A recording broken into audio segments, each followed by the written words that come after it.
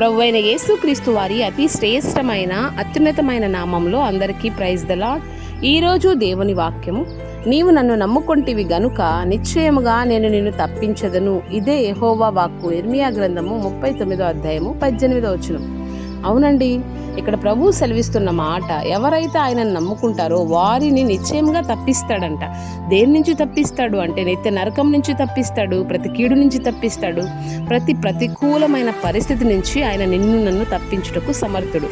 ఎవరిని ఆయన తప్పిస్తారంటే ఆయన నమ్ముకున్న వాళ్ళని. ఆయన నమ్ముకోవడం అంటే ఎందరూ తను అంగీకరించిన వారికి అందరికీ, తన నామం నందు విశ్వాసం ఉంచిన వారికి దేవుని పిల్లలకుటకు ఆయన అధికారం ఇచ్చాడు. ఎవరైతే యేసయ్యా నేను పాపినని గ్రహించి ప్రభు సన్నిధిలో నా కోసం నువ్వు ప్రాణం పెట్టావయ్యా, నీ రక్తంతో నన్ను కడుగని అడుగుతారో వారి పాపములను ఆయన క్షమించి వారిని తన బిడ్డలుగా స్వీకరిస్తాడు. ఆయన యందు విశ్వాసం ఉంచి మనం అందరం కూడా ప్రతి కీడు నుంచి తప్పించబడదుము గాక. ఆమేన్.